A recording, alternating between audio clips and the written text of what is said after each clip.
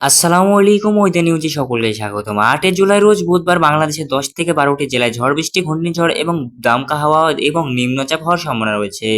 আগামী 48 থেকে 72 ঘন্টা এই 10টি জেলাতে ঝড় বৃষ্টি, ঘূর্ণিঝড়, নিম্নচাপ হবে দীর্ঘ সময়। এই 10টি জেলাতে যদি আপনাদের ঘরবাড়ি পুড়ে যেয়ে থাকে অবশ্যই কমেন্ট বক্সে এসে বলে যাবেন। কুড়িগ্রাম, লালমনিরহাট, রংপুর, দিনাজপুর, খুলনা, বগুড়া, গাইবান্ধা, কিশোরগঞ্জ, মৌলভীবাজার এই 10 থেকে 12টি জেলাতে যদি আপনাদের ঘরবাড়ি পুড়ে যেয়ে থাকে অবশ্যই কমেন্ট বক্সে বলে যাবেন। ভিডিওটি শুরু করার আগে আপনাদের কাছে ছোট্ট একটা রিকোয়েস্ট, আমার চ্যানেলে যদি নতুন দর্শক হয়ে থাকেন অবশ্যই আমার চ্যানেলটি সাবস্ক্রাইব করে আমার পাশে থাকবেন। তো চলুন আর বেশি দেরি না করে ভিডিওটি শুরু করা যাক। আমরা এখন সরাসরি আছি বঙ্গোপসাগরে। বঙ্গোপসাগরে আগামী 48 থেকে 72 ঘন্টার দীর্ঘ সময় ঝড় বৃষ্টি, ঘূর্ণিঝড় এবং নিম্নচাপ হওয়ার সম্ভাবনা রয়েছে। আমরা এই মুহূর্তে আবহাওয়া দপ্তরের কাছ থেকে যতটুকু সম্ভব সংগ্রহ করেছি এতটুকু আপনাদের কাছে আমি নিয়ে চলে এসেছি। আজকে আবারও রংপুর, দিনাজপুর এগুলি জেলাতে ঝড় বৃষ্টি, ঘূর্ণিঝড় কত পার্সেন্ট থাকবে, দিনের তাপমাত্রা কত পার্সেন্ট থাকবে, আমি আজকে আপনাদের কাছে সেগুলি শেয়ার করতে চলেছি।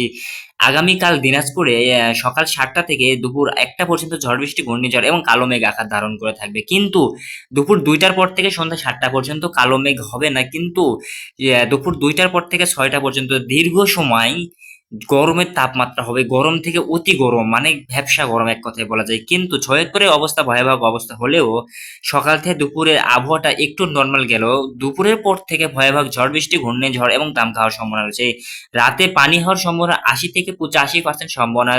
দীর্ঘ 48 ঘন্টা বাংলাদেশের 63 জেলার ভিতরে এই 10টি জেলা নিম্নচাপে ভরে যায় এবং ডুবে যাওয়ার সম্ভাবনা রয়েছে।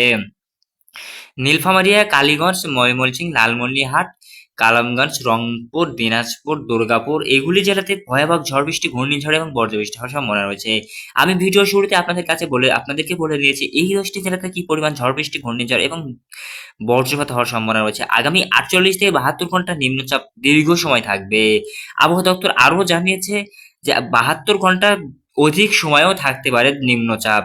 কারণ আমি যতটুকু সম্ভব জেনেছি যে বাংলাদেশ তলিয়ে যাওয়ার সম্ভাবনা রয়েছে। বাংলাদেশের 64 জেলাতে আমরা যদি এখন লক্ষ্য করি 64 জেলাতে ঝড় বৃষ্টি, ঘূর্ণিঝড় এবং বজ্রবৃষ্টি হওয়ার সম্ভাবনা রয়েছে।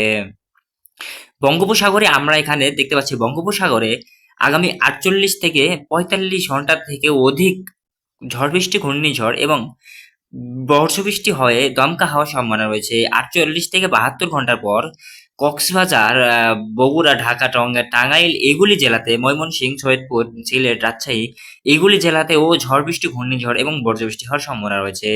আজকের ভিডিও এই পর্যন্ত ছিল। আশা করি আপনাদের কাছে ভিডিওটি কেমন লেগেছে আমি জানি না। ভিডিওটি যদি আপনার কাছে ভালো লেগে থাকে অবশ্যই আমার চ্যানেলটি সাবস্ক্রাইব করে আমার পাশে থাকবেন।